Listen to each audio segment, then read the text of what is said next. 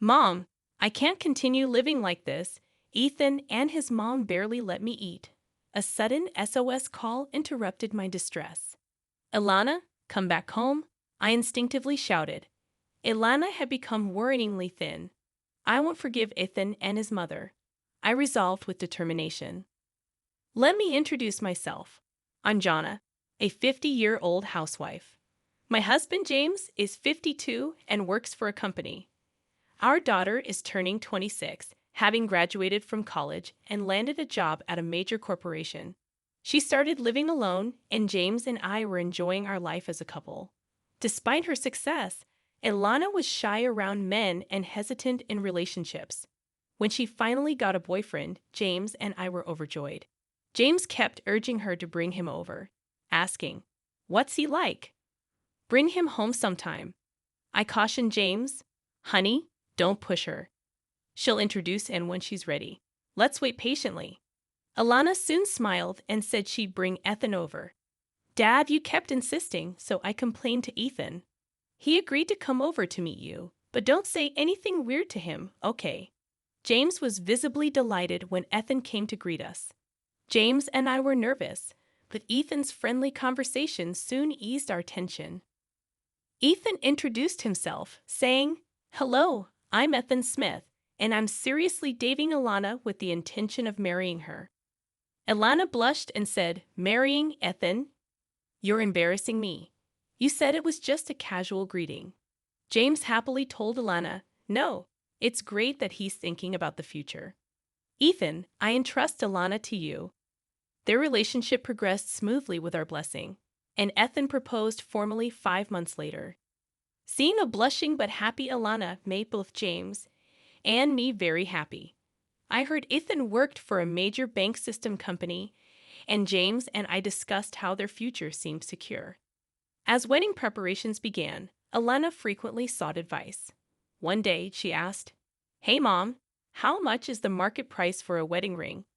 "Ethan is planning to buy one for about $10,000. Surprised, I replied. "For wedding rings, maybe about $2,500 each for the couple. I've heard engagement rings are around $3,500. Elana seemed a bit uneasy. I felt the same way after asking around and reading magazines. Ethan's sense of money was odd. However, when Elana said, "Ethan insists it's a once-in-a-lifetime thing and wants me to have something nice," I conveniently interpreted it as Ethan wanting to give her a special gift. After some time, the two moved out of their bachelor's residence and into a condominium in New York. The area was very expensive but convenient for commuting. I expressed my concern to Elana, saying, "Hey, Elana, the area you and Ian live in must be pretty expensive to rent, right? Are you going to be able to afford the monthly payments?" She reassured me, "Don't worry, Mom. Ian's working hard and earns a decent salary too. His job requires living near the bank. Ethan is a systems engineer at a bank-rated systems company. If there is a problem, Ethan needs to rush to the site even in the middle of the night. That's why the location had to be close to the bank, within a short taxi ride." Apparently, Elana explained, "Ethan's company gives a substantial housing allowance, so we're fine. Don't worry, Mom." Not fully understanding the system company's situation, I just accepted it as how things were. Months passed, and I invited Elana for lunch before her marriage. Elana and I often went for lunch together. However, after her marriage, when I invited her to join me, she often declined, citing being busy with work or having made other plans. James suggested that maybe she's just busy with her married life, but it didn't seem like Elana was avoiding me. Over the phone, Elana said, "Next Saturday." "Oh, that's when Ethan is on a business trip." "Sure, Mom, I can make it. I'll find a place for us." I was a bit thrilled to have lunch with my daughter after half a year. When I finally saw Elana, she looked a bit pale. Concerned, I said, "Elana, what's wrong? If you're not feeling well, take it easy. Just stay home and rest, okay?" Elana reassured me, "No, I'm fine. I've just been tired from MDI overtime lately. Plus, lunch with you might be just what I need to unwind." She managed a weak smile, and we enjoyed a good chat, just the two of us. About 2 hours in, Elana's phone rang. She looked shocked when she saw the display. Elana told me, "Mom, I have to go home already. Ethan's mother is calling." She explained that Ivy was at their place. Surprised, I said, "Sorry for keeping you during such a busy time." Elana reassured me, "It's okay. You can hurry back." Apologizing, Elana quickly left. Another half a year went by, and during this time, something terrible happened to Elana. I learned about it from a phone call from her. It was a sad day, and James and I were enjoying our day off. While I was making her tea, suddenly my phone rang. The display showed Elana. I quickly answered, and Elana hesitantly started, Mom, it's me." I.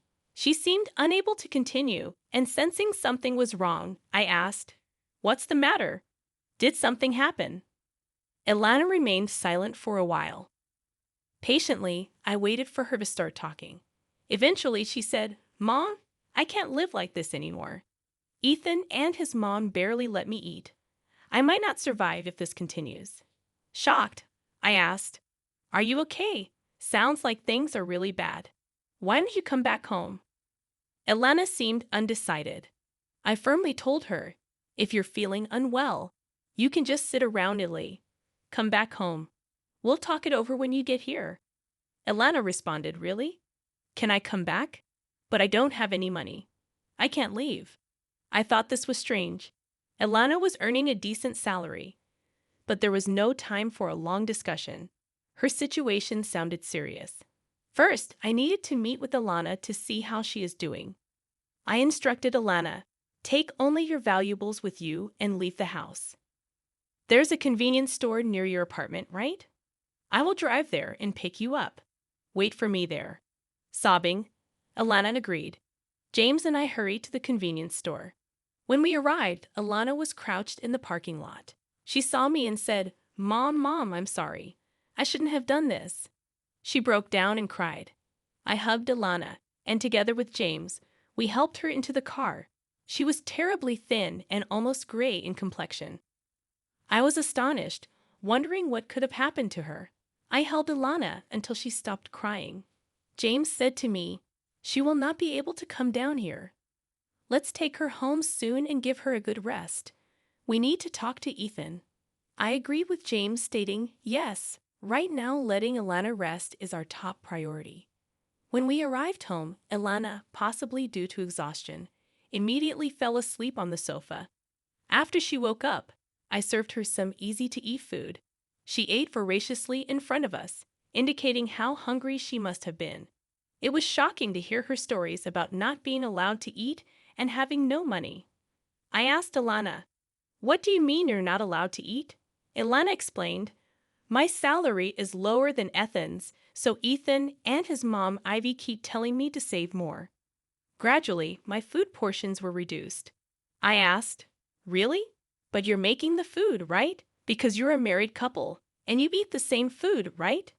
Elana shook her head, saying, "No. For the past 6 months, Ivy has been cooking Ethan's meals. I'm not even allowed in the kitchen." James asked, "Ellen, Ivy is in your house. This is the first time I'm hearing about this. Does this mean Ivy is staying there all the time?" Elana explained that Ivy had moved in with them about 6 months ago, and they started living together gradually, right around the time Elana and I had lunch. Ivy had an argument with her husband and came to stay with Ian for just a week. But then Ethan got mad at his father and told Ivy she could stay indefinitely. I was shocked and glanced at James, who seemed to feel the same. Elana continued, "Since then, Ivy has been criticizing my budgeting, saying it's all wrong and that I can't manage money at all." After Ivy criticized the budget, she took control of the household finances. Moreover, Ethan did not oppose Ivy at all and instead joined her in blaming me. Now Ivy is controlling Ethan's and my entire salary. Elana said, "Ivy saw my pay slip and demanded I work more, including overtime. Ivy told me, 'Your salary is much lower than Ethan's. Leave the housework to me and work more.' How about doing more overtime?" Ian also told Elana, "Yes, that's right. I agree with more overtime. It's nice to have my mom doing the housework. You're lucky, Elana. Ivy scrutinized Alana's pay slips, always looking for unnecessary expenses, and eventually found something else to criticize: the cafeteria deductions. Elena's company has a cafeteria, and lunch costs are deducted from her salary. Ivy told Elana, "You're spending too much on lunch. I'll make you a lunchbox from now on. Stop eating at the cafeteria." Elana's attempts to argue were met with attacks from both Ivy and Ethan. Elana confided, "Whenever I try to speak up, Ivy and Ethan gang up on me. It never ends up being a calm discussion." Elana said something, but her words were suppressed by Ivy and Ethan. Now, Ethan and Ivy control all of Elana's salary, leaving her with almost no money of her own. When Elana wanted to go to the hair salon, Ivy called it extravagant and reluctantly gave her money. Ivy also complained about Elana's makeup being too expensive, telling her to buy cheaper products. Elana can't even buy new clothes, but Ivy never complains about Ethan's spending. Ethan seems to spend money lavishly. Elana told me the other day Ethan bought a branded watch. He told me that because of his job, he would be treated like an idiot if he didn't wear something decent. Ethan has a reckless way of spending his money. Elana began to sob as she recalled these painful events. James and I listened in disbelief. Then Elana's phone rang. She flinched and turned pale. I instinctively answered the phone for her. It was Ivy. "So, isn't this Elana's phone? Why is Johnny answering?" Ivy asked. I replied, "Hello, it's been a while. Elana is not feeling well. I can talk to you on her behalf." Ivy said, "Is that so? Well, all right. Could you tell Elana to come back home soon?" I replied, "Unfortunately, I can't do that. Elin is unwell. She'll stay here until she recovers." Ivy retorted, "You're coddling her too much. As a mother, you should educate Ellen properly. She can't manage a budget or do household chores. It's always one problem after another." Struggling to find the right words, I remained silent. Then, Ivy changed the topic, asking, "So, Elana will be commuting to work from your home?" I replied, "Yes, considering her health, we'll need to discuss this with her company. But for now, she'll be commuting from here." Ivy then said, "Please tell Elana to return as soon as she's well." I responded, "Excuse me, Ivy, but I think it's necessary for us, including Ethan, to have a discussion about the future living arrangements." Ivy snorted and said, "Fine, we can talk any time," before hanging up.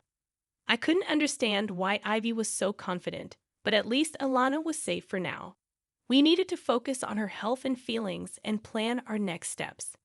That night, after Elana went to sleep, James and I discussed the situation. The next day, Elana was examined at a hospital. As expected, she was underweight and not sleeping well. After talking with her, we decided she should take a leave of absence from work. She enjoyed my cooking, saying it was delicious. I asked her, "What were you eating while living with Ian? What kind of meals did Ivy prepare for you?" Elana said, "My mother-in-law only cooks for Ethan and herself. I always had bread ends from a local bakery. They sell bread very cheaply. That's what I used to eat." I was shocked. Ellen had been deprived of proper meals, while Ivy and Ethan ate normally, just bread ends. Since 3 months ago, Ivy had stopped her from eating at the company cafeteria. My lunchbox was just bread ends in a container. I was embarrassed, so I ate secretly in the break room when no one was around, Elana said. Ivy would taunt her about not earning as much as Ethan, saying with her salary, bread ends were all she deserved. She had been living on just bread ends for 3 months. I was shocked, and James, who heard everything, couldn't hide his surprise. Tired from sharing, Elana lay down to rest. James told me, "This is serious. We need to investigate further.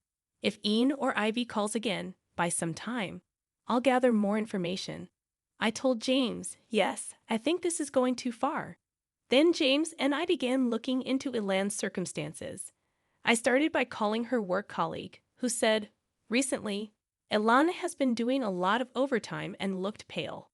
She often declined after work drinks, saying she couldn't go because of her husband and mill. James also talked to Elana's boss.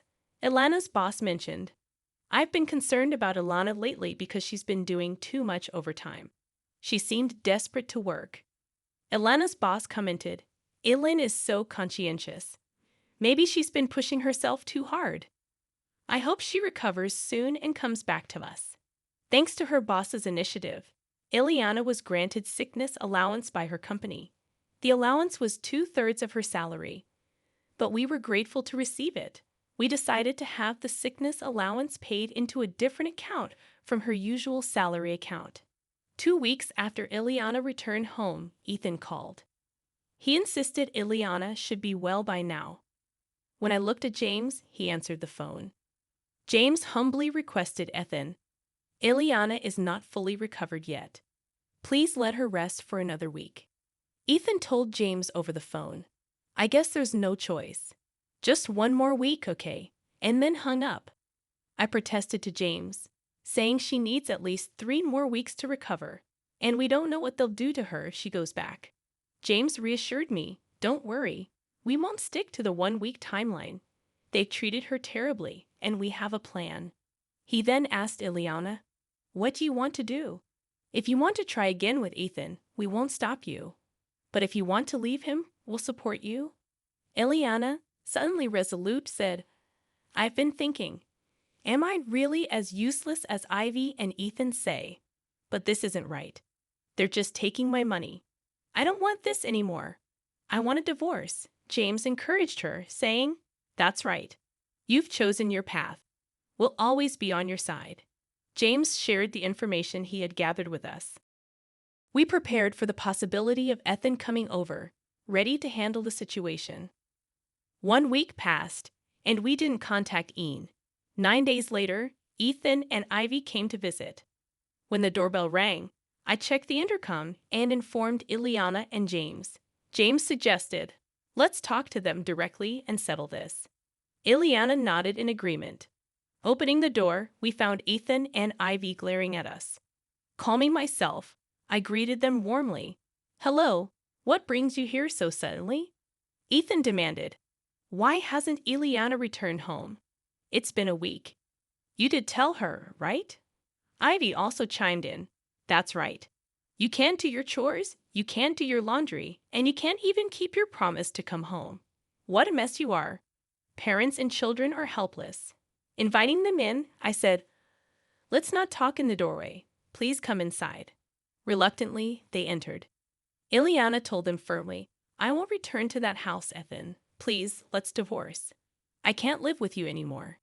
Ethan threatened loudly, "You think you can just decide that?" But Ileana stood her ground, facing Ethan with resolve. Ivy then berated Ileana, saying, "For 6 months, I did all the housework and supported Ethan while you neglected your duties." Ileana countered, "It's not that I didn't do the chores. Whenever I did, you would criticize my methods and take over the tasks, didn't you?" Ivy retorted, "How dare you speak to me like that after making me work so hard? You should be ashamed." "I was only trying to correct your mistakes," Ethan joined in. "That's right, my mother helped because you couldn't handle the chores, allowing you to focus on work," he added. That's when James shouted at them, "What nonsense! You took Elin's salary and fed her only bread ends. Your actions are the worst kind of abuse." They were shocked by James' outburst. James added, "Ethan, you have been fired from your company. I checked out your employment status.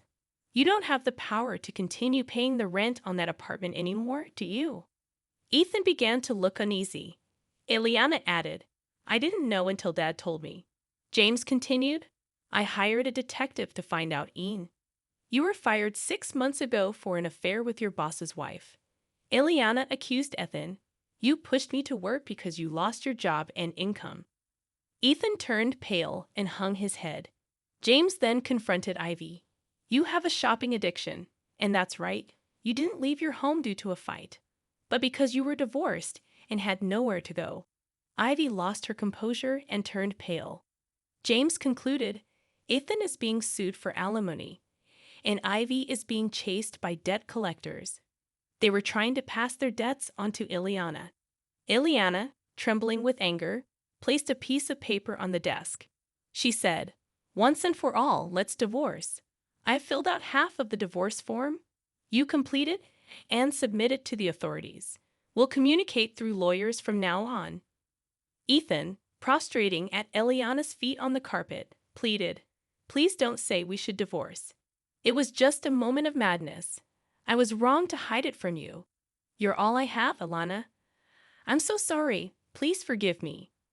Ivy, also appealing to Ileana, cried, "I did all the housework and took care of everything, didn't I? I'm sorry, please come back. I'll keep doing the chores." Ileana, looking at Ethan and Ivy coldly, said, "I'm fed up. Who would want to start over with you two? You hid what you did and exploited my salary. I don't want to see your faces." Ethan and Ivy were unable to move from their spot, crying inconsolably. James sternly told them, "The conversation is over. It's time for you to leave. If you don't, we have our ways to deal with it." Reluctantly, Ethan and Ivy stood up and left our home defeated. Afterward, with a lawyer's help, Ileana and Ethan officially divorced. Of course, we filed for alimony from Ethan. In addition to hiding his affair, we also added the fact that Ethan did not provide adequate meals to Elena in the alimony claim. We had a doctor's diagnosis, which served as conclusive evidence against Ethan. Ethan had to move out of the apartment and live in a cheaper one with Ivy. Now he's working day and night to pay the alimony to Ileana, and Ivy, not working, has become the target of Ethan's anger, and they constantly fight. Our lawyer informed us about Ethan and Ivy's current situation. Ellen fully recovered and returned to work. Ileana seems to be enjoying her work more than ever. She apologized to me and James, saying, "I'm sorry for being a burden and coming back home. Thank you for all your help with the divorce. I'll be staying here for a while." I hugged her, saying, "Divorce doesn't matter. The fact that you're alive and well is all that matters to us." James added, "Don't overdo it. You're a hard worker, and sometimes you keep things to yourself too much." Ileana admitted, "I should have talked to you both sooner. I tried to handle too much on my own." Seeing Ileana's smile return was truly heartwarming, and James, who stood by us and fought against Ethan and Ivy, proved to be incredibly reliable. I fell for him all over again. When I told him, he joked, "Then how about showing your gratitude with food? Make my favorite pork cutlets tonight as a family." We've overcome difficulties and will surely face more in the future. But with James and Eliana by my side, I want to support each other as a family.